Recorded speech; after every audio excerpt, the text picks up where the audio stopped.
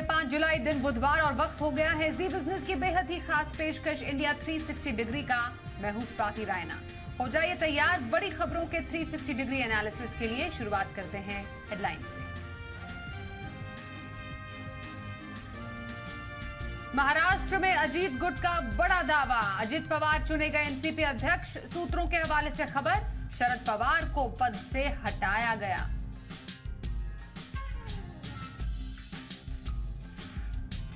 अजित पवार ने उम्र को लेकर शरद पवार पर उठाए सवाल। सुप्रिया सुले ने दिया जवाब, कहा उम्र सिर्फ एक नंबर।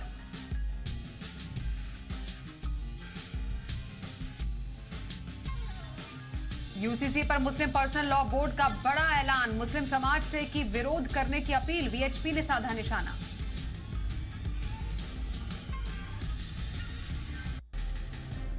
वर्चुअल वर्ल्ड में मौजूद हमारे आपके डेटा को मिलेगा सुरक्षा कवच। कैबिनेट ने digital personal data protection bill को दी मंजूरी। संसद के मॉनसून सत्र में पेश होने का रास्ता साफ। इंडिया 360 डिग्री की कवर स्टोरी में करेंगे विश्लेषण, क्यों जरूरी है डेटा प्रोटेक्शन बिल।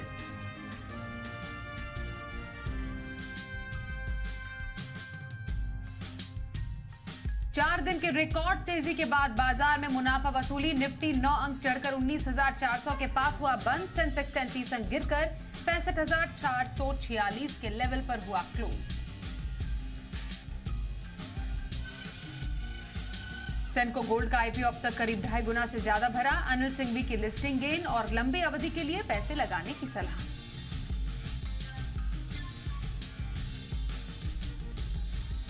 मारुति की पहली एमपीवी इन्विक्टो लॉन्च। कार की शुरुआती कीमत 24,79,000 रुपए। कंपनी ने 3 वेरिएंट्स में किया लॉन्च।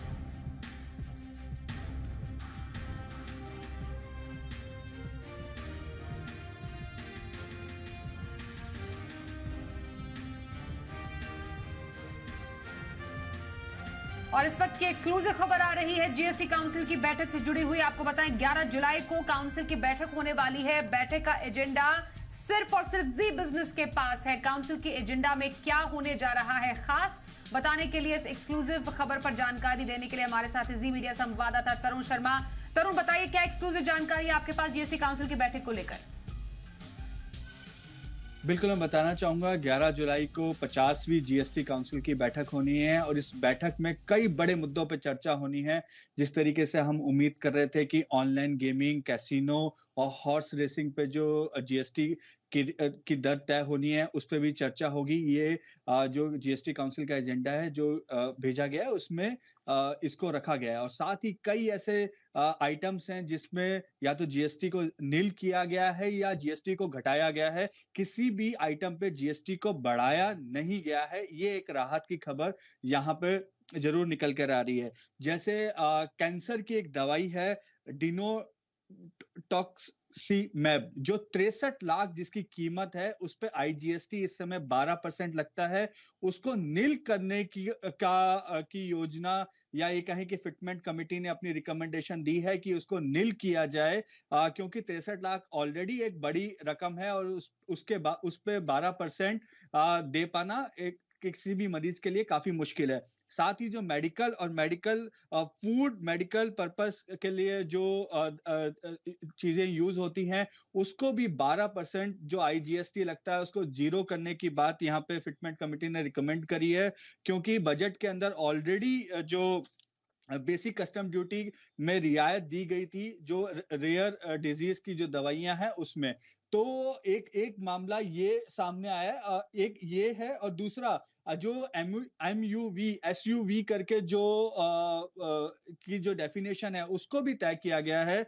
जो 4000 मिलीमीटर से बड़ी गाड़ियां होंगी, 1500 सीसी से इंजन जिनका ज्यादा बड़ा होगा और जो ग्राउंड क्लियरेंस यदि 170 मिलीमीटर से ऊपर है तो जो सेस है वो 22% लगेगा। ये क्लैरिफिकेशन भी जीएसटी काउंसिल की बैठक में निकल के आ सकता है। फिटमेंट ने ये रिकमेंड किया है। साथ ही जो स्टील के स्क्रैप से जो एलडी स्लैग बनता है उसको भी 18% से 5% करने की सिफारिश यहाँ पे फिटमेंट कमेटी ने करी है। लेकिन साथ ही फिटमेंट कमेटी ने ये फ्लेक्स फ्यूल पे जो जी बिज़नेस की खबर थी कि जीएसटी का फिटमेंट जो है वो इस पे विचार कर रहा है कि जो फ्लेक्स फ्यूल के टू व्हीलर्स, फोर व्हीलर्स हैं, उस पे जीएसटी को 5% या 12% लेकर आया जा सकता है। उस पे फिटमेंट कमेटी ने उस रिकमेंडेशन को दरकिनार कर दिया है, क्योंकि उन्होंने कहा है कि जो ministry of road and transport है, उनके पास कोई पर्टिकुलर परिभाषा नहीं है फ्लेक्स फ्यूल के लिए, लेकिन इसी वजह से इसमें रियायत नहीं दी जा सकती। साथ ही जो मोटे अनाज का जो मामला है, उस पे भी फिटमेंट कमेटी ने कोई रियायत नहीं दी है। लेकिन जो स्टील स्क्रैप पे जो काफी लंबे समय से एक डिमांड थी कि उसको रिवर्स चार्ज मैकेनिज्म में लेकर आया जाए, तो उसके लिए फिटमेंट कमेटी ने कहा है कि एक ऑफिसर्स की कमेटी बनाई जाएगी और वो इस चीज का इवेल्युएट करेगा कि क्या वास्तव में आरसीएम रूल इस स्टील स्क्रैप में लगाया जा सकता है या नहीं। तो इस तरीके के कई ऐसे, हाँ, एक चीज और आइटम है जो काचरी पापड़ होता है, उसको पहले अभी 18% जीएसटी लगता है, उसको 5% जीएसटी लगाने की रिकमेंडेशन फिटमेंट कमेटी ने करी है।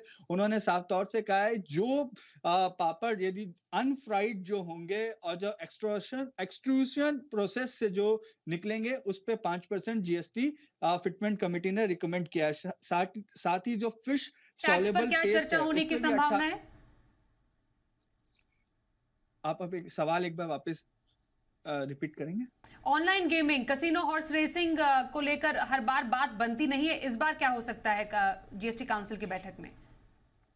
बिल्कुल स्वाति, मैं बताना चाहूंगा कि इस बार भी बात बन पाना काफी मुश्किल है, क्योंकि जो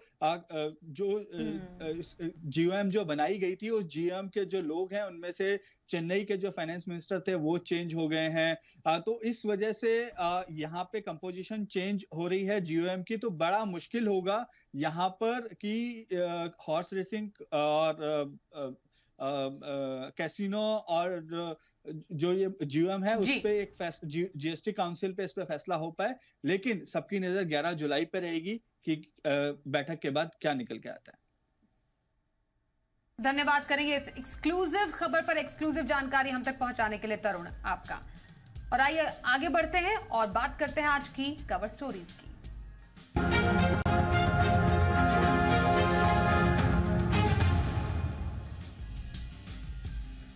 वर्चुअल वर्ल्ड यानी आभासी दुनिया में मौजूद हमारे और आपके डेटा को अब सुरक्षा मिलने वाली है। कैबिनेट ने digital personal data protection bill को मंजूरी दे दी है। इसके साथ ही बिल के संसद के मॉनसून सत्र में पेश होने का रास्ता साफ हो गया है। इस बिल के कानून बनने के बाद भारत के सभी पर्सनल डेटा को कानूनी सुरक्षा मिलेगी। इसमें ऑनलाइन और ऑफलाइन दोनों तरह का डेटा शामिल है। पर्सनल डेटा को लेकर कानून पालन कराने के लिए डेटा प्रोटेक्शन बोर्ड बनेगा, जो यूजर्स की शिकायतें सुनने और उसका हल निकालने का काम करेगा। डीपीडीपी मतलब यानी digital personal data protection bill के दायरे में सरकारी विभाग भी आएंगे। इस बिल के आने से सोशल मीडिया कंपनियों की जिम्मेदारी बढ़ जाएगी और अगर कोई यूजर अपना प्रोफाइल डिलीट करता है तो कंपनी को भी उससे जुड़े सभी डेटा डिलीट करने होंगे। कोई भी कंपनी यूजर्स के डेटा का कमर्शियल इस्तेमाल नहीं कर पाएगी। डीपीडीपी बिल के कानून बन जाने के बाद यूजर्स को अपने डेटा में सुधार करने या फिर उसे मिटाने का अधिकार मिल जाएगा। कंपनियां टारगेटेड विज्ञापनों के लिए बच्चों का डेटा ट्रैक नहीं कर पाएंगी और बच्चों के डेटा तक पहुंच के लिए पेरेंट्स की अनुमति जरूरी होगी। हालांकि चुनिंदा मामलों, राष्ट्रीय सुरक्षा और आपात जैसी स्थिति से जुड़े मामलों में सरकार को कुछ छूट जरूर दी गई है और नियमों के उल्लंघन पर कंपनियों पर 500 करोड़ रुपए तक जुर्माने का भी प्रावधान लगाया गया है। तो डेटा प्रोटेक्शन बिल की बारीकियों को थोड़ा और गहनता से समझते हैं तो खास एक्सपर्ट्स हमारे साथ है। सुप्रीम कोर्ट के एडवोकेट आशुतोष श्रीवास्तव हमारे साथ है, साइबर एक्सपर्ट दीपिका सिंह हमारे साथ हैं। उन दोनों से चर्चा की शुरुआत करते हैं। दोनों का बहुत धन्यवाद हमारे साथ इस चर्चा में शामिल होने के लिए। और आशुतोष जी, सबसे पहले डेटा प्रोटेक्शन बिल की बारीकियां हम आपसे समझना चाहते हैं। क्या खास है इस बिल में ऐसा जिसके लिए कहा जा रहा है कि ये जो बिल है वो डेटा प्रोटेक्शन की गारंटी देता है?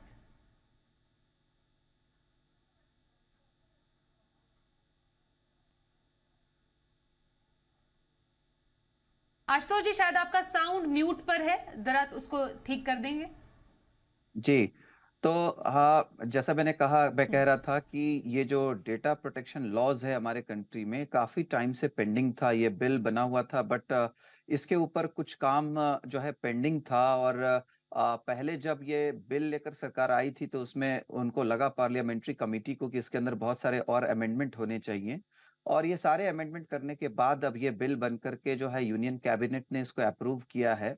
और अब जैसा कि आपने भी बताया कि अब जो है ये मॉनसून सेशन में इस पे डिस्कशन होगा, जो मेरे ख्याल 20 जुलाई से अभी शुरू होने वाला है। और इसमें जो है मुझे लगता है कि इसमें अप्रूवल मिल जाना चाहिए। और ये जो डेटा प्रोटेक्शन जो बिल बनाया गया है, इसमें जो बेसिकली जो डेटा कलेक्ट होता है कंज्यूमर से, उस डेटा को किस तरह से, किस फॉर्म में जो है लीगल तरीके से उसका इस्तेमाल हो, उसका मिसयूज ना हो, वो डेटा लीक ना हो, उसका कोई मिसयूज ना करे। और अगर ऐसा होता है, तो जैसे पहले हमारे पास प्रॉपर प्रोविजन नहीं था, अब हमारे पास प्रॉपर प्रोविजन होगा, जिसके हिसाब से जो है डेटा प्रोटेक्शन बोर्ड्स बनाए जाएंगे। और इन बोर्ड्स में जो है सारे कंप्लेंट को आप जो है रजिस्टर कर सकता है कोई भी कंज्यूमर। और जो है बोर्ड उसके ऊपर स्ट्रिक्ट एक्शन लेगा। और जो भी कंपनी जो डेटा ले रही है किसी भी कंज्यूमर का या पब्लिक का, उस डेटा को जो है वो कहाँ इस्तेमाल कर रही है, क्या इस्तेमाल कर रही है, या जिस पर्पस के लिए वो डेटा लिया गया है, सिर्फ उसी पर्पस के लिए डेटा को यूज करना होगा। अगर उस डेटा का मिसयूज होता है तो हेवी पेनाल्टीज का प्रोविजन रखा गया है। क्योंकि हमारे पास पहले सिर्फ आईटी एक्ट 2000 था, जिसमें टाइम टू टाइम अमेंडमेंट हुआ, लेकिन डेटा प्रोटेक्शन लॉ नहीं था, जिसके हिसाब से जो डेटा लेने वाली कंपनियां हैं, वो कंपनियों को भी जो है इसके दायरे में लाना जरूरी था, ताकि जो है किसी भी इंडिविजुअल का डेटा सुरक्षित रहे, उसका मिसयूज ना हो, या फिर उस डेटा से जो है कोई दूसरे बिजनेस में उसका प्रयोग करके, या कोई भी किसी भी तरीके का कंज्यूमर को नुकसान ना हो। इसकी जो है पूरी तरीके से इस पे उसका जो है ध्यान रखा गया है। मेरे ख्याल में कुछ इसमें 91 डिफरेंट सेक्शंस बनाए गए हैं, जिसके अंदर जो है हर तरीके के प्रोविजंस, पेनाल्टीज के भी प्रोविजन बनाए गए हैं। और जैसा कि आपने बताया कि 500 करोड़ तक का जो है पेनाल्टी का प्रोविजन इसमें रखा गया है कंपनियों के लिए, अगर कोई भी कंपनी इसका मिसयूज करती है और पाई जाती है कि उसने जो है डेटा को मिसयूज किया है। तो मुझे लगता है कि ये एक बहुत ही अवेटेड स्टेप है गवर्नमेंट का। और ये बहुत जरूरी था। जैसा हमने देखा है यूरोपियन कंट्रीज में और बहुत सारी कंट्रीज में ऑलरेडी डेटा प्रोटेक्शन लॉज आ गया है। जिस तरह से टेक्नोलॉजी हमारा इतना आगे बढ़ा है, क्योंकि अब बहुत सारा डेटा जो है डिजिटल फॉर्म में लोग सबमिट करते हैं, चाहे वो किसी भी तरह या बैंक की इसी सर्विस ले राह रहे में अब हों भारत या भी फिर। आगे बढ़ गया है और डेटा प्रोटेक्शन बिल की यहाँ पर जी। बात की जा रही है। आप ही की बात को मैं आगे बढ़ाते हुए दीपिका के पास जा रही हूँ, और ये समझना जरूरी है कि इस पूरे बिल में दीपिका, सोशल मीडिया कंपनियों की जिम्मेदारी जो है वो काफी ज्यादा इंपॉर्टेंट हो जाती है। हमारा डेटा उनके हाथ में है तो उनकी जिम्मेदारी बढ़ जाती है, और उसका अगर दुरुपयोग हुआ तो जबरदस्त उन पर जुर्माना भी लगाया गया है। कितना आसान आपको लगता है जो हमारा जो डेटा है, जिसका एक्चुअली वर्चुअल वर्ल्ड में बड़ा डिफिकल्ट हो जाता है चीजों को मैनेज करना, तो सोशल मीडिया की कंपनियों की क्या जिम्मेदारी है? जी, तो सोशल मीडिया कंपनीज जो है अभी तक हमारे जो इंडियन डेटा सेट्स है उनको एक डेटा मार्केट की तरह देख रही थी। वहां से काफी सारा एडवर्टाइजर्स डेटा कलेक्ट किया गया, जो ना कि इसी देश में बाहरी देश में भी बेचा गया और उससे खूब प्रॉफिट कमाया गया। इसमें मैं एक वर्ड लाना चाहूंगी जिसका नाम है इंटरमीडियरीज। ये एक ऐसा प्लेटफॉर्म होता है जो पब्लिक एट लार्ज यूज करते हैं, उसे उपयोग करके अपना डेटा शेयर करते हैं और उस प्लेटफॉर्म से एक सर्विस लेते हैं। अभी social media websites and apps ये ऑलरेडी इंटरमीडियरी गाइडलाइंस के अंदर आते थे। ये इंटरमीडियरी गाइडलाइंस लास्ट 2021 में आई थी, पर उसमें हमने यही देखा गया था कि एक ग्रीवेंस ऑफिसर असाइन किया जाएगा सोशल मीडिया एप्स पे। तो अगर किसी भी पब्लिक सेंटिमेंट को अगर कोई भी प्रॉब्लम हो रही है, उन लोग वहां रीच आउट कर सकते हैं। पर जहां तक हमने रिसर्च किया है, जहां तक हमारा पर्सनल इन्वेस्टिगेशन एक्सपीरियंस रहा है, this is only good in theory. In practice हमारा जो 1.3 बिलियन प्लस पॉपुलेशन का देश है, उसके लिए केवल एक ग्रीवेंस ऑफिसर असाइन करना ये पर्याप्त नहीं है।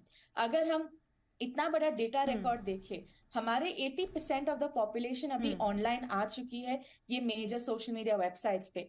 उसके लिए केवल 1 या 5 या 10 ग्रीवेंस ऑफिसर्स होना पर्याप्त नहीं है।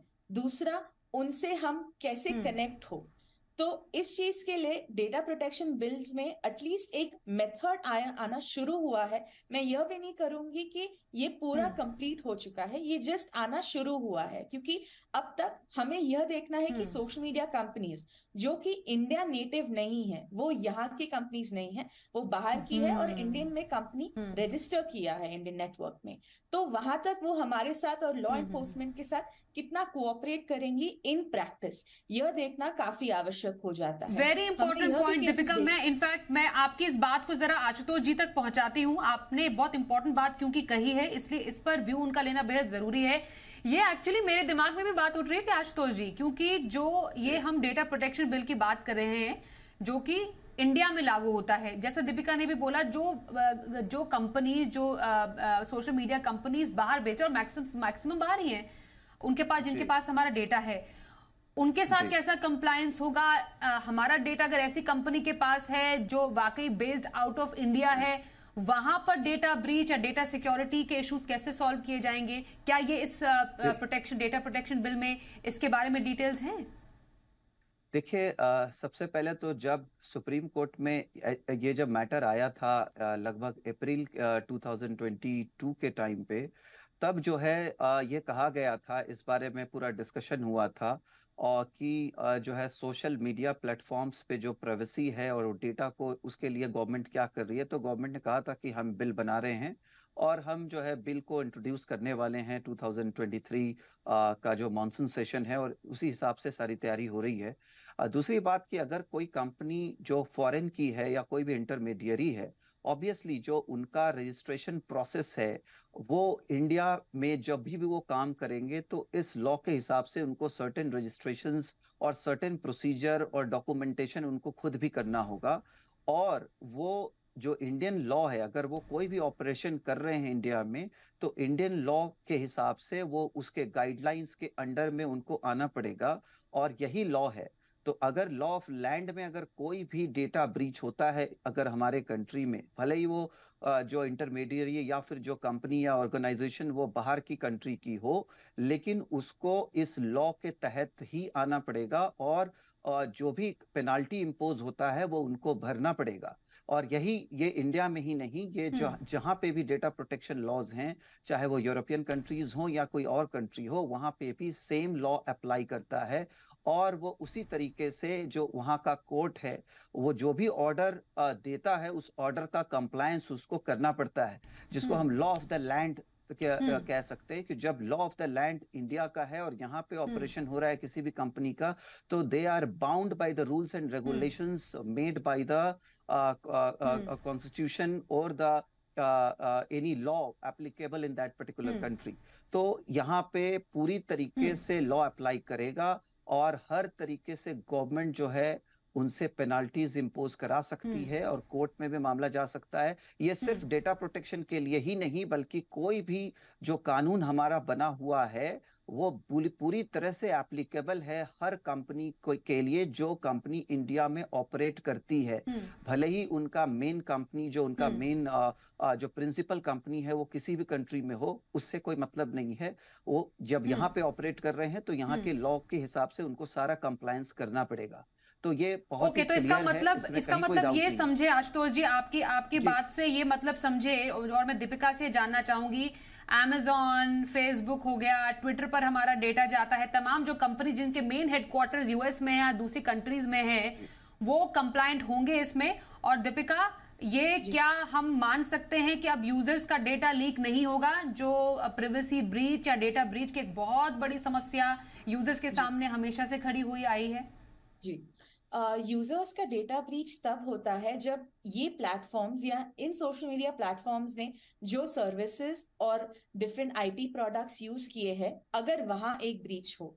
अभी इसमें हम कैसे समझे कि वह एकदम इमीडिएटली हमें रिपोर्ट करे कि उनके पास डेटा ब्रीच हो? एक तो हो गया वॉलंटरी रिपोर्टिंग, जो कि हमारी गाइडलाइंस में मेंशन किया है।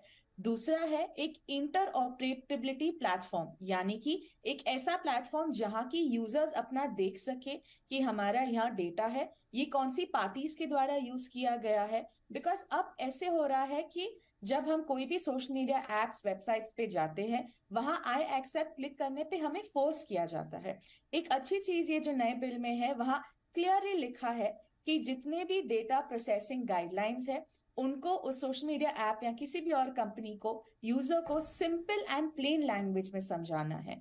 और वहां फोर्स नहीं किया जाना चाहिए कि अगर यूजर ने आई एक्सेप्ट पे क्लिक नहीं किया तो वो सर्विस इस्तेमाल नहीं कर सकती। वहां एक ये अच्छी चीज मैं पॉइंट आउट करना चाहूंगी। पर अगर हम डेटा प्राइवेसी की बात करें, सोशल मीडिया यूजर्स को यहाँ पे थोड़ा एक एक्टिव रोल लेना जरूरी है कि यहाँ मेरा डेटा किन किन बॉडीज के द्वारा यूज किया जा रहा है। और गवर्नमेंट को भी यहाँ पे थोड़े रेगुलेशंस कस के देखने पड़ेंगे कि वॉलंटरी रिपोर्टिंग के अलावा और भी कोई मेजर्स है जिससे वो उनके क्लेम्स वेरीफाई कर सके। अब हमने देखा था पिछले कई सालों में जब फेसबुक, व्हाट्सएप यहाँ पे डेटा ब्रीचेस हुए थे, ये कई महीनों बाद हमारे पास एक नोटिफिकेशन आ जाता था, your profile is found in a data breach, कि आपकी प्रोफाइल ब्रीच हो चुकी है, प्लीज चेंज योर पासवर्ड्स। अगर ये इमीडिएट रिपोर्टिंग पे आ जाए तो वहां हमें बहुत आसानी होगी, क्योंकि डेटा ब्रीच से क्या होता है, हमारा डेटा डार्क वेब और दूसरी ऐसी वेबसाइट्स जो जालसाज इस्तेमाल करते हैं उनके हाथों में आ जाता है और वह इसे केवाईसी और different types of loan apps या डिफरेंट टाइप्स ऑफ फ्रॉड्स के लिए इस्तेमाल कर सकते हैं। तो ये एक बहुत ही लंबा प्रोसेस है जिसको हमें एक डैशबोर्ड पे लाके संयुक्त प्रमाण में देखना चाहिए। और यहाँ पर ग्रीवेंस की आपने दीपिका अभी कुछ देर पहले बात की थी। आशुतोष, मैं आपसे जानना चाहती हूँ, ये जो डेटा प्रोटेक्शन बोर्ड है इसकी भूमिका क्या रहेगी, ये समझना बेहद जरूरी है। देखिए, ऐसा है कि पहले क्या था कि अकाउंटेबिलिटी कुछ भी नहीं था पहले के लॉ के हिसाब से। अब अकाउंटेबिलिटी जो है वो आया है और जितने भी जो कंपनीज है, ऑर्गेनाइजेशन है, उनको एक जो है डेटरेंस है। मैं ये नहीं कहता कि कोई अब जो है डेटा ब्रीच नहीं होगा, बट डेटरेंस है, इसको रोकने का तरीका है, उसको कम करने का तरीका है। और देखिए, जब भी कोई लॉ बनता है तो उसमें चेक किया जाता है टाइम एंड अगेन कि इसमें और कोई फ्लॉ है क्या, या इसमें कुछ और इम्प्रूवमेंट करने की जरूरत है, या विथ एक्सपीरियंस, विथ टाइम उसमें थोड़े बहुत अमेंडमेंट्स होते हैं। तो जो एक कहने की बात कि अगर कुछ भी नहीं लॉ था तो उससे तो ये बहुत बेटर है कि अब कम से कम कुछ डेटरेंस आएगा, कुछ कंट्रोल आएगा, अकाउंटेबिलिटी आएगी। दूसरी बात जो आपने बोला जो डेटा प्रोटेक्शन बोर्ड्स हैं, तो डेटा प्रोटेक्शन बोर्ड में भी जो मेंबर्स हैं वो उनको क्वालिफाइड मेंबर्स उनको रखा जाएगा जो कि एक्सपर्ट्स होंगे, जो इन ग्रीवांसेस के ऊपर जिनको काम करना होगा विथ एक टाइम फ्रेम के अंदर में वो इन्वेस्टिगेट करेंगे, देखेंगे, और उसके बाद जो है वो एप्रोप्रिएट एक्शन जो एक्ट में मेंशन्ड है, चाहे वो पेनाल्टी से रिलेटेड हो या फिर इन्वेस्टिगेशन या फिर उनको बुला के पूछताछ या किसी भी तरीके का नोटिस भेजना हो, तो ये सारे प्रोसेस को जो है ये बोर्ड फॉलो करेगा, ताकि जो है कंज्यूमर और साथ में जो कंपनीज हैं और दोनों के लिए ही ये बेनिफिशियल हो और इससे सबका जो है बेनिफिट हो और इसमें मिसयूज को रोका जा सके। देखिए, कंपनी भी डेटा लेती है, वो खुद मिसयूज वो थोड़ी करती है। वो तो जो डेटा वहां उस कंपनी से अगर कहीं और कोई किसी और के हाथ में जब वो लगता है तब मिसयूज शुरू होता है। तो जो डेटा उनके पास आ रहा है उस डेटा को वो किस तरह से कंट्रोल करके ठीक से उसको सेव करके रखते हैं। बिल्कुल, इंस्टेंसेस इतने सारे आशुतोष सामने आए हैं, डेटा को बेचने का इतने सारे इंस्टेंसेस हमने अपने प्लेटफॉर्म पर ही चलाए हैं। बड़ी बड़ी कंपनीज कैसे डेटा को बेचती हैं, इस पर इनफैक्ट दीपिका से जानना समझना जरूरी है कि किसी एक साइट पर दीपिका हमारा जो डेटा है कितनी देर तक स्टोर होता है। क्योंकि मानिए हम किसी का ट्विटर पर अकाउंट है, हमने उस अकाउंट को डीएक्टिवेट कर दिया, लेकिन काफी समय के बाद या इनफैक्ट फेसबुक पर अगर आप उसको फिर से रिट्रीव करना चाहें बहुत सालों के बाद तो वो रिट्रीवेबल है। तो वो डेटा जो है किसी प्लेटफॉर्म पर, सोशल मीडिया प्लेटफॉर्म पर कितना देर तक स्टोर हो सकता है। जो इंपॉर्टेंट बात इस बिल में कही गई है कि अगर आप जो यूजर अपना प्रोफाइल अगर डिलीट करता है तो कंपनी को भी उससे जुड़ा सारा डेटा डिलीट करना होगा। इसके क्या मायने हैं? जी, तो इसके जो गाइडलाइंस आते हैं ये लॉग प्रिजर्वेशन जो टाइटल है उसके अंडर आते हैं। लॉग प्रिजर्वेशन मतलब यूजर की जितनी भी एक्टिविटी हो वो वहां स्टोर होती हो, लॉगिन से लेके अपलोडिंग से लेके चैट से लेके कई सारे वहां पे टाइप्स आते हैं। यहाँ पे अब तक इंटरमीडिएट गाइडलाइंस और जो दूसरे गाइडलाइंस थे उसके हिसाब से 3 विभाजन में था। पहला था लाइव डेटा जो कि user at the instant access कर सकता है, वो था 1 ईयर के लिए। उसके बाद था आर्काइव डेटा जो कि हम बोल सकते हैं कि एक रजिस्ट्री में उन लोग डाल दे अपने आईटी के लिए, वो है 7 ईयर्स। और तीसरा है डेड डेटा जो कि हार्ड ड्राइव्स या फिजिकल स्पेस जो कि लाइव ना हो उसमें डाले, वो था 10 ईयर्स के लिए। तो और इसमें भी एक और विभाजन आता है, यदि कोई गवर्नमेंट या कोई भी लॉ एनफोर्समेंट एजेंसी एक लेटर भेजे, एक रिक्वेस्ट भेजे कि प्रिजर्वेशन ऑफ डेटा कीजिए कोई भी इश्यूज के लिए, जैसे national security related issues, fraud management related issues, तो ये सब यहाँ विभाजन देखे गए हैं। पर यहाँ पे हम ये यहाँ भी देखना चाहिए कि थ्योरी और प्रैक्टिस में कितनी क्षमता थी। प्रैक्टिस में अभी यह कंपनीज ने वो डेटा कितनी पार्टीज के साथ शेयर किया हुआ है, तो वह भी इनके अंतर्गत आने चाहिए, यह हमने देखना जरूरी है। और यूजर्स को एटलीस्ट जितने भी अभी सोशल मीडिया वेबसाइट्स है वहां से अपना डेटा डंप एक डाउनलोड कर कर रखना चाहिए जो कि अभी भी अवेलेबल है। इससे क्या होगा कि यूजर्स को किस टाइप का डेटा सोशल मीडिया कंपनीज ने कलेक्ट किया है, लोकेशन से लेके microphone access, phone access, gallery, photos, media, files, folders, वो सब यूजर्स के पास आएगा। इस एक्टिविटी से यह होगा कि यूजर को एक अंदाजा होगा कि मेरा कितना डेटा वहां पे स्टोर्ड है, उससे थोड़ी प्रोएक्टिवनेस आएगी और अपनी सिक्योरिटी को लेके थोड़ी ज्यादा सीरियसनेस वहां भी आ सकती है। बिल्कुल दीपिका, एक छोटा जवाब मैं आशुतोष आपसे लेना चाहूंगी। इस पूरे डिजिटल इको फ्रेमवर्क में आपको इस पूरे फ्रेमवर्क के लागू होने की क्या कुछ दिक्कतें लग रही हैं, कुछ चैलेंजेस आएंगे, टीदिंग प्रॉब्लम्स होंगे? कितना आसान हो सकता है, कितना आसान हो रहेगा ये कंपनियों के लिए भी? देखिए, जैसा मुझे लगता है कि पहले से ही इस पे काफी डिस्कशन हो रहा था, और लोग कह रहे थे कि इस तरीके का लॉ जो है आना बहुत जरूरी है इंडिया में भी, क्योंकि हम इतना ज्यादा एडवांस हो चुके हैं और हर जगह डिजिटल यूज हो रहा है सारे डेटा का। और मुझे लगता है कि जो अभी गवर्नमेंट ने इतने सारे चेंजेस के साथ जो है नए बिल को जो है कैबिनेट से अप्रूव किया है, तो मुझे लगता है कि जब ये मॉनसून सेशन में आता है तो विद सम अमेंडमेंट्स, या अगर लगेगा कि कुछ और फर्दर अमेंडमेंट की जरूरत है, डिपेंडिंग कि किस तरीके का डिस्कशन होता है, बट डेफिनेटली ये अप्रूव होगा और ये जो है एप्लीकेबल इसको बनाया जाएगा बहुत ही जल्दी, और जो कि एक बहुत टाइम से रिक्वायरमेंट भी था, और ये मामला कोर्ट्स में भी पेंडिंग है इस तरीके का। तो इसके ऊपर एक सही स्टेप लिया गया है, और टाइम टू टाइम मुझे लगता है कि वक्त के साथ अगर कुछ तो सही दिशा में लिया गया सही कदम आशुतोष जी, जैसा आप बता रहे हैं। और दीपिका ने भी इस पूरे बिल पर की बारीकियां हमें समझाई है, यूजर्स के क्या राइट्स है, कंपनियों को क्या करना चाहिए, इस पर हमने एक चर्चा की विस्तार में। बहुत धन्यवाद आशुतोष और दीपिका, आप दोनों का हमारे साथ इस चर्चा में शामिल होने के लिए। आइए आगे बढ़ते और आपको बताएं, महंगे पेट्रोल और डीजल से राहत देने के लिए सरकार ने एक और कदम उठाया है। केंद्र सरकार ने देश में हाइड्रोजन से कार चलाने का रास्ता साफ करने के लिए ड्राफ्ट पेपर जारी किया है। इस ड्राफ्ट में क्या है और इसका क्या असर होगा, बताने के लिए जी मीडिया संवाददाता अमरीश पांडे हमारे साथ है। अमरीश, तो क्या जल्दी हाइड्रोजन से अब कार चलेगी? अभी देखिए, लगातार सरकार ऑल्टरनेट फ्यूल के बारे में विचार कर रही थी और कई तरह के ऑल्टरनेट फ्यूल सरकार ने प्रपोज भी किए थे। आपने देखा होगा पिछले दिनों जब हम पारंपरिक रूप से पेट्रोल डीजल पे गाड़ियां चलाते आ रहे थे, उसके बाद एलपीजी पे आई, फिर सीएनजी आया, ईवीज का भी सरकार प्रमोशन कर रही थी।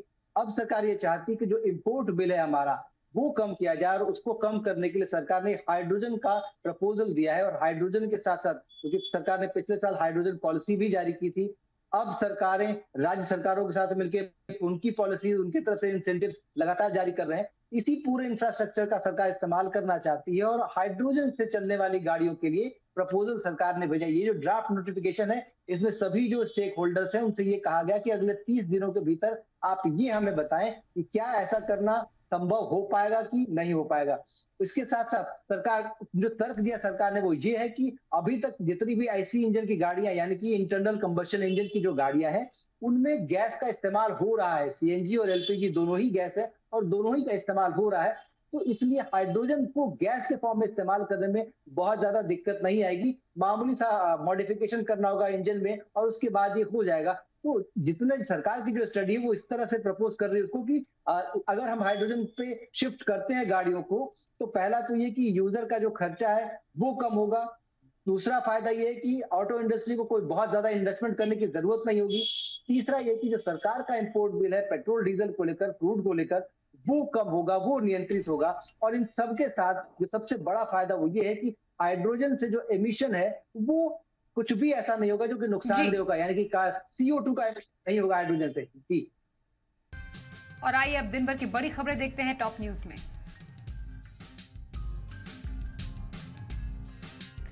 मुस्लिम पर्सनल लॉ बोर्ड ने यूसीसी यानी यूनिफॉर्म सिविल कोड का विरोध करने का फैसला किया है। बोर्ड ने लेटर जारी कर लोगों से विरोध करने की अपील की। आज हुई एक वर्चुअल मीटिंग के बाद बोर्ड ने मुस्लिम समाज के लोगों से अपील की है कि वो यूसीसी का विरोध करें। All India Muslim personal law board की ये बैठक करीब 3 घंटे तक चली। बोर्ड की ओर से कहा गया कि विरोध करने के लिए बस एक लिंक पर क्लिक करना होगा जहां पर विरोध की लाइनें पहले से ही मौजूद हैं। बोर्ड ने कहा कि यूसीसी के प्रावधान मुस्लिम पर्सनल लॉ बोर्ड और शरीयत के कानून के तहत नहीं है, ऐसे में इसका विरोध जायज है।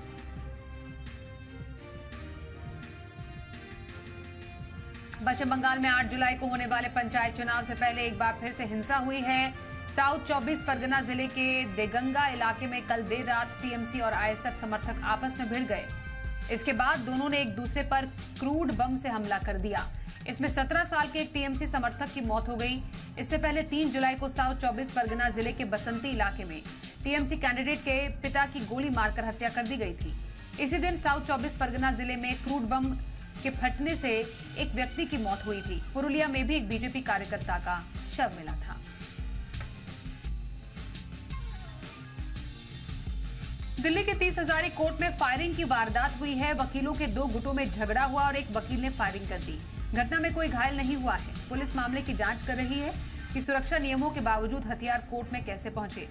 पुलिस के मुताबिक आज दोपहर करीब 1:30 बजे गोलीबारी की घटना हुई। दिल्ली पुलिस ने यह भी जानकारी दी है कि कोर्ट कैंपस से 5 खाली राउंड बरामद किए गए हैं। इस घटना का एक और वीडियो सामने आया जिसमें एक दूसरा वकील बंदूक में कारतूस भरने के बाद फायरिंग करता हुआ नजर आ रहा है।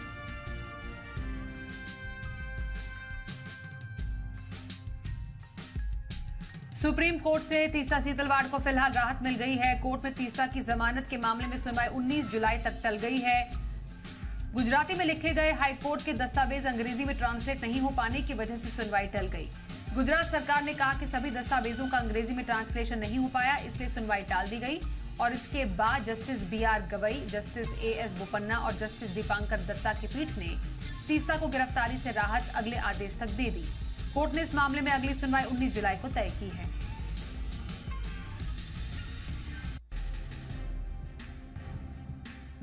एनसीबी के पूर्व जोनल डायरेक्टर समीर वानखेड़े को बॉम्बे हाईकोर्ट ने बड़ी राहत दी। कोर्ट ने समीर वानखेड़े को दी गई गिरफ्तारी से अंतरिम राहत 20 जुलाई तक बढ़ा दी है। समीर वानखेड़े पर 25 करोड़ रुपए की रिश्वत लेने का आरोप है। समीर पर आरोप है कि उन्होंने शाहरुख खान के बेटे आर्यन खान को क्रूज शिप ड्रग भंडाफोड़ मामले से निकालने के लिए 25 करोड़ रुपए की रिश्वत मांगी थी।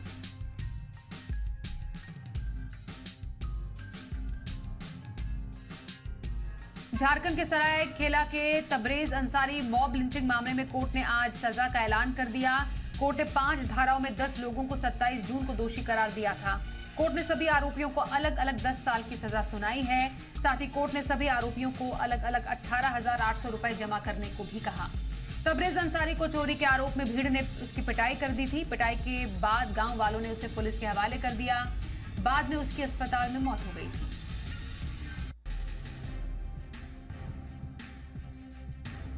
नागालैंड के कोहिमा दीमापुर हाईवे पर कल शाम लैंडस्लाइड की घटना में 2 लोगों की मौत हो गई। हाईवे के एक तरफ खड़े ऊंचे पहाड़ों से बने पत्थर गिरने शुरू हुए, जिनमें से 2 पत्थरों ने हाईवे पर खड़ी 3 कारों को कुचल दिया। पत्थर इतनी स्पीड में गिरे कि कारें पूरी तरह से तहस नहस हो गई। इस हादसे में 2 लोगों की मौत हुई, 3 लोग गंभीर रूप से घायल हुए हैं। पत्थरों ने जिन कारों को कुचला, ठीक उनके पीछे खड़ी कार के डैशबोर्ड कैमरा में पूरी घटना कैद हुई। वीडियो में देखा जा सकता है कि सिर्फ 3 सेकंड के अंदर एक के बाद एक करके 2 बड़े पत्थर 3 कारों पर आके गिर जाते हैं।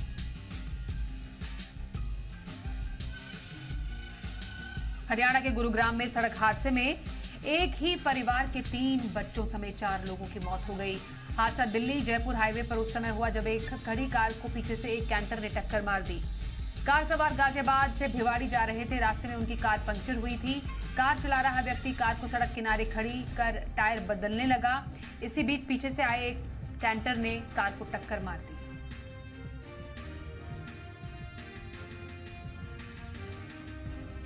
पूर्वोत्तर रेलवे की पहली वंदे भारत ट्रेन 9 जुलाई से गोरखपुर से लखनऊ के बीच नियमित चलने लगेगी।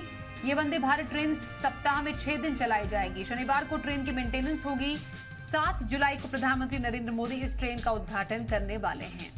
8 कोच वाली वंदे भारत गोरखपुर और लखनऊ के बीच बस्ती और अयोध्या में ही रुकेगी। मनकापुर के लेवल क्रॉसिंग पर ट्रेन का ऑपरेशनल ठहराव दिया गया है। ये ट्रेन गोरखपुर से लखनऊ तक की यात्रा 4.25 घंटे में पूरी कर लेगी।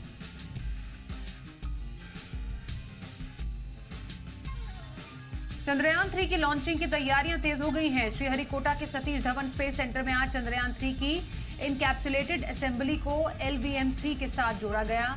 इसरो ने वीडियो ट्वीट करते हुए यह जानकारी दी। अगर चंद्रयान 3 का लैंडर चांद पर उतरने में सफल होता है तो भारत ऐसा करने वाला चौथा देश बन जाएगा। इससे पहले अमेरिका, रूस और चीन चंद्रमा पर अपने स्पेसक्राफ्ट उतार चुके हैं। इसरो चंद्रयान 3 को 13 से 19 जुलाई के बीच लॉन्च करेगा।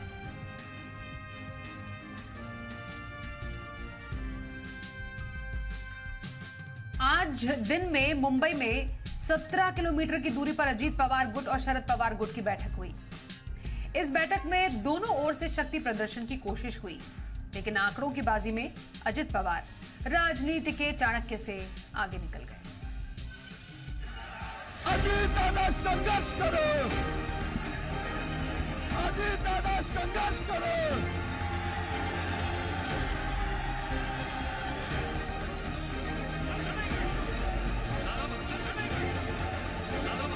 नंबर गेम में चाचा पर आखिरकार भतीजा भारी पड़ गया। अजीत पवार ने एनसीपी के ज्यादा विधायकों को अपने साथ मिलाकर 60 सालों से ज्यादा के राजनीतिक करियर वाले शरद पवार को सबसे बड़ा झटका दिया है। शक्ति प्रदर्शन के कंपटीशन में अजीत पवार ने बाजी मारी और अपने साथ 30 विधायकों को इकट्ठा करने में कामयाब हो गए। राष्ट्रवादी कांग्रेस पक्षाचा अगर अजीत पवार खुद को भी जोड़ लें तो ये संख्या 31 हो जाती है। तो वहीं शरद पवार के खेमे में सिर्फ 16 विधायक ही मौजूद थे। अब एनसीपी के 53 विधायकों में 31 और 16 के बाद बचे 6 विधायक जो ना तो अजीत पवार के कार्यक्रम में गए और ना ही वो शरद पवार के कार्यक्रम में दिखे। विधायकों के नंबर के हिसाब से अजीत पवार भले ही चाचा से 2 गुना आगे हैं, लेकिन अभी उन पर एक बड़ा संकट बरकरार है। ये संकट है दल बदल कानून का। दरअसल दल बदल कानून से बचने के लिए अजीत पवार को 53 में से 36 विधायकों का साथ होना चाहिए, लेकिन अभी उनके पास संख्या सिर्फ 31 ही है। ऐसे में अगर शरद पवार गुट चाहे तो अजीत पवार गुट के विधायक को अयोग्य ठहराने के लिए महाराष्ट्र विधानसभा स्पीकर से लेकर कोर्ट तक का दरवाजा खटखटा सकता है। इस बीच महाराष्ट्र में एक बार फिर होटल पॉलिटिक्स शुरू होने की आशंका बढ़ गई है। दरअसल जैसे ही अजीत पवार गुट की बैठक खत्म हुई तो वहां एक बस खड़ी थी, जिसमें अजीत पवार अपने समर्थक विधायकों के साथ बैठकर ताज होटल के लिए निकल गए। माना जा रहा है कि अब अजीत पवार अपने समर्थक विधायकों को एक साथ रखेंगे ताकि किसी भी विधायक का मन न बदले और वो शरद पवार गुट से न मिल जाए। हालांकि ऐसा ही डर तो शरद पवार के गुट को भी होगा। इस बीच शरद पवार ने अपने कार्यकर्ताओं से कहा है कि असली एनसीपी उन्हीं के पास रहेगी और चुनाव चिन्ह कहीं नहीं जाएगा। इस बीच शरद पवार गुट ने अब अपने समर्थकों से शपथ पत्र लेने की शुरुआत कर दी है। जहां शरद पवार की गुट की मीटिंग थी, वहां कैंप लगाकर समर्थक शरद पवार के साथ खड़े होने के लिए एफिडेविट भर रहे थे। पवार वर्सेस पवार की लड़ाई का एक राउंड अभी खत्म हुआ है। आगे ये लड़ाई कोर्ट से लेकर चुनाव आयोग तक पहुंचनी तय है। वैदेही काणेकर और अश्विन पांडे, जी मीडिया, मुंबई। एक तरफ अजित पवार और शरद पवार के बीच एनसीपी को लेकर रस्साकशी जारी है, तो दूसरी तरफ महाराष्ट्र सरकार में शामिल शिवसेना का शिंदे गुट भी टेंशन में है। एनसीपी के सरकार में शामिल होने के बाद शिंदे गुट के विधायकों को कई मंत्री पद हाथ से निकलने का डर सता रहा है, जिसके बाद शिंदे गुट के विधायकों की नाराजगी भी सामने आने लगी है। अजित अनंतराव पवार गांभीर्यपूर्वक धडकथन करतो की डबल इंजन वाला सरकार मोदी जी के नेतृत्व में चल रहा था, इसको अभी ट्रिपल इंजन मिल गया है। हमारे लोगों के जो पद मिलने वाले थे वो कम हुए, इसलिए थोड़ी नाराजगी है। आने वाले दिनों में मुख्यमंत्री बदल सकता है, मैं आपको बोल रहा हूँ। उद्धव ठाकरे से बगावत करके महाराष्ट्र के मुख्यमंत्री बने एकनाथ शिंदे ने अजित पवार का जोर शोर से अपनी सरकार में स्वागत किया था। अजित पवार को सरकार का तीसरा इंजन बता दिया था, लेकिन अब शिंदे की ट्रिपल इंजन सरकार का तीसरा इंजन शिंदे गुट का बैलेंस बिगाड़ रहा है और इसके साइड इफेक्ट्स भी नजर आने लगे हैं। शिंदे गुट के विधायक नाराज हो रहे हैं। एकनाथ शिंदे के माथे पर चिंता की लकीरें दिख रही हैं। शिंदे गुट बेचैन है और उनके विधायकों ने अब खुलकर इसका इजहार करना भी शुरू कर दिया है। जब उनको सत्ते में हिस्सेदारी दी तो बट नेचुरल है कि कुछ हमारे लोगों के जो पद मिलने वाले थे वो कम हुए, इसलिए थोड़ी नाराजगी है, ये मैं मानता हूँ। ये कोई झूठ या छुपाने वाली बात नहीं। नहीं वो आ गए, हम बहुत खुश है, ऐसा नहीं है। तो ये तो होता है, लेकिन इसका अभी जो तोड़ है, इसके ऊपर सोल्यूशन जो है वो सीएम ने, अब डिप्टी सीएम ने निकालना चाहिए, नहीं तो ये नाराजगी बढ़ना ये अपने लिए भी ठीक नहीं है। एकनाथ शिंदे भी अपने विधायकों की बेचैनी को समझते हैं। ऐसे में राष्ट्रपति द्रौपदी मुर्मू का स्वागत करने नागपुर पहुंचे एकनाथ शिंदे अपने 2 दिनों के कार्यक्रम को रद्द करके अचानक मुंबई पहुंच गए। शरद पवार साहब के हम खिलाफ में हैं। वजह ये है कि उन्होंने पार्टी को खत्म करना चाहता था। उनका एक स्टेटमेंट है, उन्होंने ये भी बोला था कि जो बाला साहब के हयात में मुझे जो कर नहीं सका, मैं वो अब करके दिखाऊंगा। इस बीच शिवसेना उद्धव गुट के प्रवक्ता संजय राउत भी शिंदे गुट के घाव पर नमक छिड़ककर विधायकों को बेचैन कर रहे हैं। संजय राउत यहां भविष्यवाणी कर रहे हैं कि एकनाथ शिंदे की कुर्सी भी खतरे में है। अजित पवार जैसे सीनियर नेता को, उनके साथ कुछ एमएलए भी है, उनको लाकर शिंदे गुट के सामने चैलेंज खड़ा कर दिया, उनका बार्गेन पावर खत्म कर दिया। आने वाले दिनों में मुख्यमंत्री बदल सकता है, मैं आपको बोल रहा हूँ। शिंदे गुट में शंका के बादल हैं, जिनका समाधान करने की जिम्मेदारी एकनाथ शिंदे और बीजेपी की है। और अगर इन शंकाओं का समाधान नहीं किया जाता तो महाराष्ट्र में एनडीए का कुनबा कमजोर भी हो सकता है। ब्यूरो रिपोर्ट, जी मीडिया। देश के कई हिस्सों में मानसून अपने पूरे उफान पर है। तेज बारिश ने कई इलाकों को अपनी चपेट में ले रखा है। अकेले हिमाचल प्रदेश में ही भारी बारिश से अब तक 275 करोड़ के नुकसान की आशंका जताई जा रही है। इसी तरह पूरे भारत में मानसून की बारिश नुकसान पहुंचा रही है। देश के कई हिस्सों में बाढ़ बारिश का कहर देखने को मिल रहा है। वहीं पानी के तेज बहाव की वजह से हादसे भी हो रहे हैं। जम्मू के सांबा से ऐसी ही तस्वीर सामने आई है, जहां पानी के तेज बहाव में एक कार बह गई। मूसलाधार बारिश के चलते नदी में आई बाढ़ की चपेट में आने से ये कार देखते ही देखते बह गई। गनीमत ये रही कि ड्राइवर ने वक्त रहते कार से कूदकर अपनी जान बचाई, लेकिन बाढ़ के पानी से अपनी कार को नहीं बचा सका। हरिद्वार में गंगा घाट पर कांवड़ लाने गए 2 कांवड़ियों की जान उस वक्त आफत में आ गई जब दोनों गंगा की तेज धारा में बहने लगे। दरअसल दोनों कांवड़िए जल लेने के लिए नदी में काफी अंदर तक चले गए थे, मगर गंगा के तेज बहाव में फंसने की वजह से दोनों डूबने लगे। हालांकि गनीमत ये रही कि मौके पर मौजूद पुलिस वाले फौरन एक्शन में आ गए और उन्हें डूबने से बचा लिया।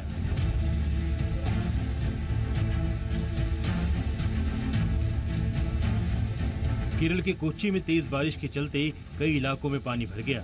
मौसम विभाग के मुताबिक आने वाले दिनों में भारी बारिश और तेज हवाएं चलने की आशंका है।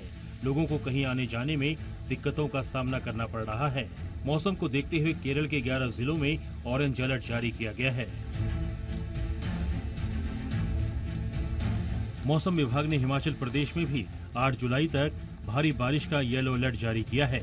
साथ ही दक्षिण गुजरात, सौराष्ट्र में भी भारी बारिश का अनुमान है। उत्तराखंड के कई जिलों में भी तेज बारिश का अलर्ट जारी किया गया है।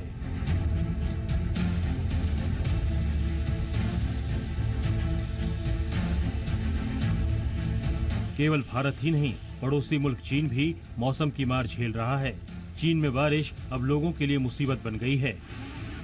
तबाही की ये तस्वीरें चीन के चुंगचिंग शहर की है, जहां कई दिनों से हो रही तेज बारिश की वजह से लैंडस्लाइड हुआ और देखते ही देखते आधा शहर पानी और मलबे में समा गया। अब जरा इस तस्वीर को देखिए, कैसे लहरों के तेज बहाव की वजह से ये घर चंद सेकंड में ही ताश के पत्तों की तरह गिरकर पानी में बह गया। घर में रहने वाले लोग जब तक कुछ समझ पाते तब तक बहुत देर हो चुकी थी। दरअसल चीन के कई हिस्सों में पिछले कुछ दिनों से लगातार बारिश हो रही है। बारिश की वजह से कई छोटी बड़ी नदियां उफान पर हैं, जिसकी वजह से पहाड़ी इलाकों पर अभी भी लैंडस्लाइड का खतरा बना हुआ है। ब्यूरो रिपोर्ट, जी मीडिया। तो मानसून की शुरुआत के साथ ही देश भर में सब्जियों के दाम आसमान पर पहुंच गए। न सिर्फ टमाटर बल्कि दूसरी सब्जियों के दाम भी दुगने से ऊपर हो गए हैं। मुंबई में टमाटर 160 रुपए किलो बिक रहा है। टमाटर के अलावा जो बाकी चीजें हैं, सब्जियां हैं, वो भी काफी ज्यादा बढ़ चुके हैं उसके दाम। खासतौर पर अदरक, इसकी कीमत 250 रुपए प्रति किलो बिक रही है। मुंबई के ऐसे ही एक सब्जी मंडी का जायजा लिया संवाददाता सौरभ पांडे ने। देश भर में जहां एक तरफ सब्जी और मसालों के दाम ने जो है ग्राहकों की कमर तोड़ रखी है, वहीं टमाटर भी जो है अब ग्राहकों को खून के आंसू रुलाने में लगा हुआ है। ऐसे में हम वहाँ पहुंचे हैं मुंबई की खार मंडी में और सीधा व्यापारियों और ग्राहकों से जानते हैं कि उनका इस बारे में क्या कहना है। सर, हम आपसे जानना चाहेंगे कि सब्जी की जो कीमतें बढ़ी हैं, क्या वजह रही हैं और मौजूदा समय में किन सब्जी की रेट कितनी है? मौजूदा में सबसे ज़्यादा टमाटर का 160 रुपया रेट है, अदरक 320 रुपया किलो है।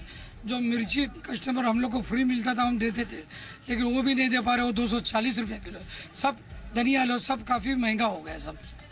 तो जिस तरह से आपने सुना कि किन कारणों की वजह से जो है यहाँ पर सब्जी की कीमतें बढ़ी हुई हैं, आइए अब सीधा ग्राहकों से बात करते हैं और उनसे जानते हैं कि उनका इस बारे में क्या कहना है। हर बेसिक ज़रूरत की दाम जो है वो बढ़ते जा रहे हैं, इसके लिए कुछ नहीं कर सकते। मे भी ज़्यादा नहीं खरीद सकते, पर जहाँ सब्जियों की ज़रूरत है वो खाए बिना तो रह नहीं सकते, तो उतना बेसिक तो खरीदना ही पड़ता है, जितना भी महंगा हो या सस्ता हो। आज 25 रुपए 20 रुपए किलो टमाटर, जिसका भाव आज 140 रुपए 150 160 रुपए किलो है, क्या खाएगा इंसान। जैसा कि आपने सुना, सब्जी की बढ़ती कीमतों से ग्राहक के साथ साथ व्यापारी दोनों ही परेशान है और उनका कहना है कि सरकार को इस चीज़ का संज्ञान लेना चाहिए और जल्द से जल्द कीमत की कंट्रोल करने पर तैयारी करनी चाहिए। वीडियो जर्नलिस्ट सागर पाटिल के साथ सौरभ पांडे, जी मीडिया। मारुति सुजुकी ने आज भारतीय बाजार में अपनी नई 7 सीटर कार मारुति इन्विक्टो को लॉन्च कर दिया। आकर्षक लुक और दमदार डिजाइन से लैस इस एमपीवी की शुरुआती कीमत 24,79,000 रुपए तय की गई है, जो कि टॉप मॉडल के लिए 28,42,000 रुपए है। एक शोरूम तक जाती है ये कीमत। कार की बुकिंग के लिए आपको 25,000 रुपए का टोकन अमाउंट जमा करना होगा। इस कार को कंपनी ने कुल 3 वेरिएंट्स में पेश किया है, जो कि सिंगल इंजन ऑप्शन के साथ आती है। इस कार की और खासियत बता रही हैं जी बिजनेस के executive editor Swati Khandelwal. Well, India की largest car company Maruti Suzuki की पहली premium MPV is finally here, Invicto इसका नाम है। और इस गाड़ी में जो खास बातें हैं वो हम आपको बताएंगे, कैसे ये डिफरेंट है than Toyota Innova Hycross, क्योंकि वो सेम प्लेटफॉर्म पर ही बनी है और ये एक collaboration between Maruti and Toyota के साथ बनकर आई है। वेल, खास बात ये है इसकी प्राइसिंग अराउंड 24.8 लाख रुपीस से शुरुआत होती है और it goes up to 28.42। That's the pricing, that's the most important thing right now. लेकिन इसके फीचर्स क्या हैं और क्यों है ये खास, ये हम आपको बताएंगे। इसका ओवरऑल स्टांस देखिए आप, एक्सटीरियर जो है गाड़ी का वो बहुत ही इन्होंने बोल्ड देने की कोशिश की है, एग्रेसिव लुक्स हैं and very Maruti kind of feel उसमें दिख रही है if you compare it with the Innova. So exterior definitely different है, जिसकी वजह से ये इसको डिफरेंशिएट करती है। ओवरऑल आप देखिए यहाँ से, and space again company car में काफ़ी अच्छी दी है, स्पेशियसनेस को ध्यान में रखते हुए, बिकॉज कंपनी का कहना है they are trying to make an MPV जो आपको कंफर्ट ऑफ एमपीवी दे रही है Invicto, and the looks and design है या उसका स्टांस है वो एसयूवी का है। So best of both world जैसा वो बता रहे हैं। अब देखिए अंदर से गाड़ी को, द सेंटर कंसोल मुझे बहुत पसंद आया क्योंकि ये एकदम एक तरह से अलाइंड है इन अ वेरी नाइस वे, बहुत सिंपल टू लुक एट। यहाँ पर आपको 10.1 इंच का टच स्क्रीन मिलता है और साथ में यहाँ मोड्स हैं जैसे आप देख सकते हैं। ऑन शॉर्ट डिस्टेंसेस आप इसको ईवी मोड पर भी चला सकते हैं। यहाँ पर इंटेलिजेंट हाइब्रिड सिस्टम यूज़ किया गया है जो टोयोटा से बोरो किया है, and that actually is a big advantage to this car, क्योंकि इससे आपकी फ्यूल एफिशिएंसी गाड़ी की बेहतरीन है। ये गाड़ी दावा करती है 23.43 किलोमीटर्स तक की फ्यूल एफिशिएंसी, और ये काफ़ी बढ़िया मानी जाएगी for the car of this size. तो मैं बता दूं कि यहाँ पर space you get in abundance. Again comfort की बात मैंने की है, और कंफर्ट यहाँ पर आपको अच्छा खासा दिख रहा है। अगेन बीच में आपको कोई भी ऑब्स्ट्रक्शन नहीं है, it's nicely only curtail till this row. तो ये एक अच्छी बात है कि आपको बीच में ऑब्स्ट्रक्शन नहीं दिख रहा है। ये आपकी चार्जिंग टाइप सी के 2 पॉइंट्स यहाँ दिए गए हैं, so each passenger has 1 charging point for themselves, which is very important in today's world. और एसी कंट्रोल यहाँ पर है, तो very simple and nice to just maneuver around what you want to do and just sit back and relax. Bajaj auto और Britain की company Triumph के साथ मिलकर 2 नई बाइक लॉन्च की गई है। स्पीड 400 और स्क्रैम्बलर 400X भारत में लॉन्च हुई। ट्रायम्फ स्पीड 400 की कीमत 2,33,000 रुपए है। हालांकि पहले 10,000 ग्राहकों के लिए कीमत 2,23,000 रुपए होगी। स्क्रैम्बलर 400X की कीमत का ऐलान बाद में होगा।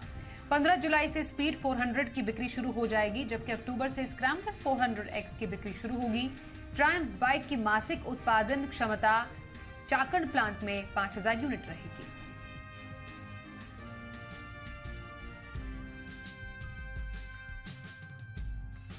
और बाजार का अपडेट आपको दें। 4 दिन के रिकॉर्ड तेजी के बाद आज बाजार में मुनाफा वसूली देखने को मिली। कारोबार के अंत में निफ्टी 9 अंक चढ़कर 19,400 के पास बंद हुआ, तो वहीं सेंसेक्स 33 अंक गिरकर 65,546 के स्तर पर बंद हुआ, जबकि बैंक निफ्टी 150 अंकों की गिरावट के साथ 45,152 के लेवल पर बंद हुआ। बाजार की आज की खासियत बता रही है हमारी सहयोगी नुपुर। सुस्त शुरुआत के बाद उतार चढ़ाव भरे दिन में आज सपाट बंद होते हुए इंडिसेस नजर आए थे। 19,400 के दायरे में आज ट्रेड कर रहा था निफ्टी। इनफैक्ट अगर आप देखेंगे तो बीएसई लिस्टेड कंपनीज का जो मार्केट कैप है वो 300 लाख करोड़ के पार जाते हुए दिखा था। तो लाइफ हाई के करीब हम लोग ट्रेड करते हुए दिख रहे। तो हर जितनी भी कमजोरी आज मार्केट में नजर आई वहाँ पे आपको पिकअप दिखा, वहाँ पे खरीदारी नजर आई। बाय ऑन डिप्स की स्ट्रैटेजी आज बनी हुई थी। 19,400 के आसपास निफ्टी ट्रेड करता हुआ दिखा, और आखिरी के 1 घंटे में जो गिरावट हमने देखी थी वो भी रिकवर होता हुआ आज निफ्टी नजर आया। एफएमसीजी ऑटो की तरफ से जबरदस्त सपोर्ट निफ्टी को मिलता हुआ नजर आया। और गेनर्स की लिस्ट भी अगर आपके लिए पुल अप करेंगे तो डिवीज देखे तो आपको 5% ऊपर आज के दिन नजर आएगा। एचडीएफसी लाइफ, टेक महिंद्रा और एचयूएल बड़ा काउंटर था जहां से आज सपोर्ट मिलता हुआ दिखा निफ्टी को। लूजर्स की लिस्ट में बैंक, एचडीएफसी बैंक की तरफ से थोड़ी कमजोरी नजर आई। एचडीएफसी और आयशा मोटर्स और यूपीएल में देखे तो यहाँ पे आपको कमजोरी के काउंटर्स दिखेंगे। यहाँ पे 1 से 3.5% की गिरावट आज के दिन नजर आई, लेकिन स्टॉक स्पेसिफिक एक्शन भरपूर था। काफी सारे स्टॉक्स थे जो आज मोमेंटम पे थे। खबरों के दम पे भी देखेंगे तो काफी सारे स्टॉक्स आज मोमेंटम में नजर आ रहे थे। सबसे पहले बीएचईएल 7% का बड़ा मूव स्टॉक पे आते हुए नजर आया। कोलगेट जो एनुअल रिपोर्ट से पॉजिटिव कमेंट्री मैनेजमेंट की तरफ से आई है, उसके बाद यहाँ पे बड़ा मूव देखने मिला। डिक्सन में देखे तो जेफरीज की डबल डाउनग्रेड के चलते यहाँ पे कमजोरी आज के दिन नजर आई। ऑटो में आज जबरदस्त तेजी थी, जिसके चलते निफ्टी ऑटो भी आपको बूस्ट करता हुआ दिख रहा था। वहाँ पे भरपूर खरीदारी नजर आई। संवर्धन मदरसन में जो डील हुई है 6% की तेजी यहाँ पे लगाते हुए दिखा। स्टॉक मारुति 10,000 के पास एनएसई पे अब ये प्राइस जाता हुआ दिखा। 2017 के बाद हमने देखा है कि मारुति का स्टॉक 10,000 पार करते हुए नजर आया। 3.5% का बड़ा उछाल था यहाँ पे। बजाज ऑटो और हीरो मोटोकॉर्प भी देखे तो बड़े गेनर्स के लिस्ट में आपको ये नाम भी दिखेंगे। स्मार्ट मीटर्स की कंपनीज भी जिस हिसाब से ऑर्डर विन्स आ रहे, उसके बाद जीनियस पावर 20% ऊपर। एचपीएल इलेक्ट्रिक देखे तो 18% की तेजी यहाँ पर भी नजर आई थी। ब्रॉडर मार्केट में भी ब्रेथ जो थी वो काफी स्ट्रॉन्ग थी। मिड एंड स्मॉल कैप दोनों ही अच्छी मजबूती के साथ ट्रेड करते हुए दिख रहे थे। गेनर्स की लिस्ट में ई मुद्रा 13.5% का बड़ा मूव यहाँ पे आते हुए दिखा। एमआरपीएल 5 पैसा कैपिटल, बॉम्बे डाइंग 11 से 12% के गेन के साथ ट्रेड करते हुए नजर आए। लूजर्स के लिस्ट में स्ट्राइड फार्मा जो डील हुई है उसके बाद 7% का कट यहाँ पे दिखा। जय भारत मारुति 5% का घिरकर बंद होता हुआ नजर आया। पीटीसी इंडस्ट्रीज और फोर्स मोटर्स की भी बात करें तो 4 से 4.5% का कट आपको यहाँ पर भी नजर आएगा। सीमित दायरे का ट्रेड था। 19,400 के आसपास ट्रेड करता हुआ दिखा निफ्टी पूरे दिन, लेकिन आखिरी के आधे घंटे में शार्प रिकवरी दिखी थी लो लेवल से, और सपोर्ट आज एफएमसीजी और ऑटो के काउंटर्स की तरफ से भरपूर आते हुए दिखा। इंडिया 360 डिग्री में आज के लिए बस इतना ही। वक्त एक ब्रेक का हो गया है। आप देखते रहिए जी बिजनेस।